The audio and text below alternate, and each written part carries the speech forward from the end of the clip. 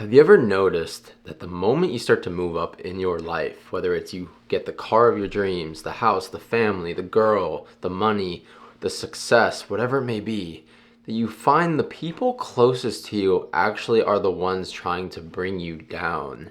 This is a very interesting phenomenon known as the crab mentality that I'm going to dive in and explain to you guys what exactly is the crab mentality. Why does this happen where your family, your friends, the people that you thought loved you so much and wanted the best for you end up being the force trying to hold you back to achieving and attaining your goals and greatest version?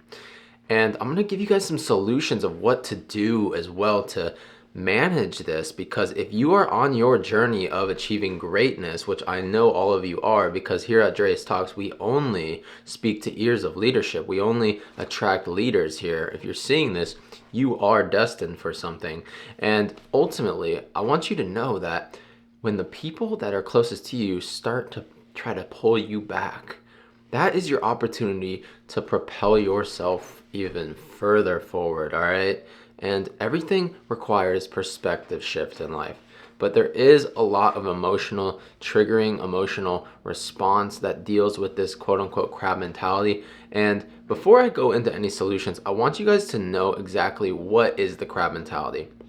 So it's a natural phenomenon in nature where if you put about dozen so crabs in a bucket, and if one crab tries to find its way out of the bucket, the remaining crabs do whatever they can to hold back that crab from escaping, because they feel as if this "I don't want to be left behind" mentality. It's this emotional response, and the crabs actually will team up and do whatever they can to stop the crab from escaping and ultimately achieving freedom. And we see this all the time in nature, but also with humans and families and close peers, where as long as you're sort of in this comfort zone with someone, they love you. But the second you start pushing your boundaries and achieving new worlds and new growth and new environments, new positivity for yourself, new worlds, right? Those people start to switch up. And instead of them working to grow with you, their insecurities start to arise. They start to feel those emotional triggers of seeing you achieve things that maybe they aren't, so they try to hold you back. And the first point I'm going to get into about crab mentality, if the people in your life are trying to hold you keep you in the bucket, it's because they're operating in what is known as a scarcity mindset or a vibration of lack. And the first concept in understanding what exactly is going on here with crab mentality is by knowing vibrational frequency and how really this world that we live in is governed by two vibrations. You have scarcity and you have abundance. And if you start to find yourself moving up in life and you're involved in an environment of family, people, friends that are operating in scarcity, they're very likely to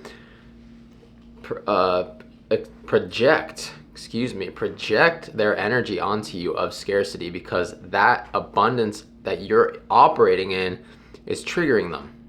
And that's their emotional response. And it's not your problem, because they may make it seem like it's your problem. It's actually an internal dealing that they need to look in the mirror and face with, because the lack that they're operating in feels pain when they see people close to them or they see people just start to win. Why do you think so many people there's so many haters when there is a lot of success in people's lives? Like when people are very successful, they attract more hate. There's also a term called, I believe, the tall poppy syndrome, where basically it's an idea originating in Australia where the highest flower tends to be the one that gets cut.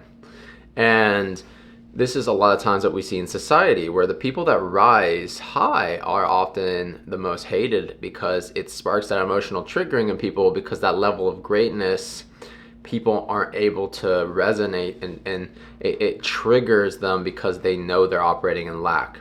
So that's the first step. Like, look at Tom Brady, look at some of the greats, right? Like during their careers, they are the most hated people in their profession because they're so great. It has to do with that tall poppy syndrome, but more importantly, crab mentality, dealing with your inner circle and your family. because a lot of us, regardless of where you are, if you're looking to be successful, you will eventually have to deal with this. It's almost inevitable. So that's why I'm going to break down some solutions for you guys and give you guys some ideas of what you should do to handle this so that you'll be best prepared on your journey. And really, the second concept I want to get into, following up with abundance and scarcity, has to deal with awareness, right?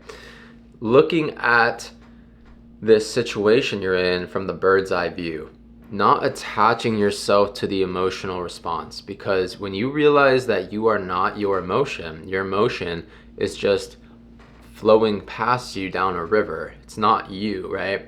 It's just something that is temporary, and it's here now, but it's not going to be there eventually, right? Everything has its past in the emotional world.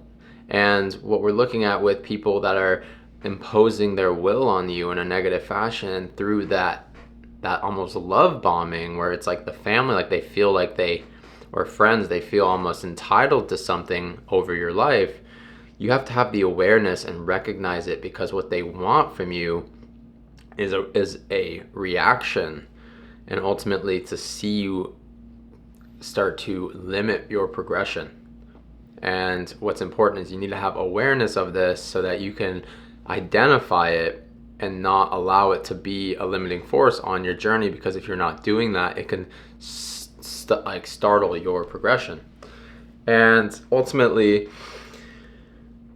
you have to let go of that attachment of your own thoughts and your own emotions, right? And by doing this, you will start to be free of the environmental responses that you're getting. And this kind of ties into my next point about when you have that awareness and identify your environment not serving you, you need to find an environment that does. And this has to deal with Bron Fenbrenner's ecosystems theory and ecological systems theory, where he talks about microsystems and how your environment actually shapes your behavior, right? So if you're around a lot of scarcity, lack, you're more likely to embody those qualities in your own. So what's this point is getting to, this point I'm making is getting to, is surround yourself with climbers, not people trying to hold you back. Surround yourself with other crabs trying to escape, right? So by doing that, it's going to lift your environment to a more higher frequency, and you will allow yourself to build with others. Because this whole idea of lack is just simply people aren't willing to build. They're willing to take the fruit from others, and then what they don't have, they blame, right? They point the finger rather than take accountability. And if you surround yourself with climbers, according to Bron Fenbrenner's ecological systems theory, that has to dealing with your microsystem, your immediate environment, it will allow you to be more suited to succeed and continue to grow. So that's the next thing, is surround yourself with climbers. Following that, we want to look at energy. We've prefaced a lot on this vibrational frequency so far in this video, but more importantly, you need to protect your energy, or your prana, your life force, the force inside you, your soul, the energy that has gotten you where you are planning to go or have gotten to, right? Like it's the energy that you've embodied that has allowed you to even see the growth and see the success and see that opportunity. And ultimately, when you protect your energy, it has to deal with moving in silence. A lot of times when you start to succeed and do well, you want to tell the people you love. You want to share the good news, right? Because you feel as if it's something that can be celebrated and uplifting to people, not only yourself and your own ego, but the people that have seen you through your lows. But what you find is when you do that, you get that crab mentality emotional response, because these people actually hear your success and it triggers their own shadow, as Carl Jung would put it. And what we're looking at here is what Patrick Bet-David, I heard him say this, and I'm going to quote him on this, as he talks about how the second you start to succeed and start getting too high, like you start celebrating, feeling like you conquered the world, all this and that, he says that's when you're in trouble.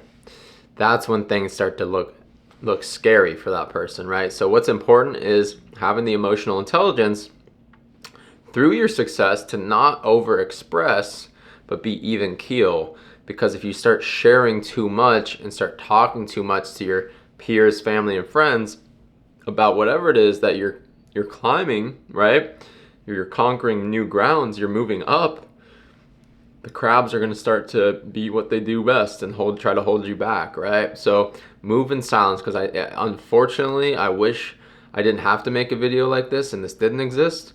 But the truth of the matter is a lot of people in our own inner circles become jealous, envious, and just overall triggered by our own success. And that's why I'm going through these tips like abundance versus scarcity. You got to understand these principles so that you don't let this stop you on your climb, right? Because momentum is everything. And if you begin to fall into the emotional pit of your peers and friends and families operating in this vibration of lack, because essentially you're elevating, right? You're moving past them and they're not willing to do the work to rise with you. Because of that, they're just going to try to do what they can to bring you back. And a lot of times it leads to battles and big problems within microsystems or inner circles, family, friends, all that. So protect your energy, be even keel, don't get too high, don't get too low, but move in silence. On your successes, be very stoic, be very honorable, have that level of integrity with your successes. Don't be celebrating too soon, right? There's still a lot of game left.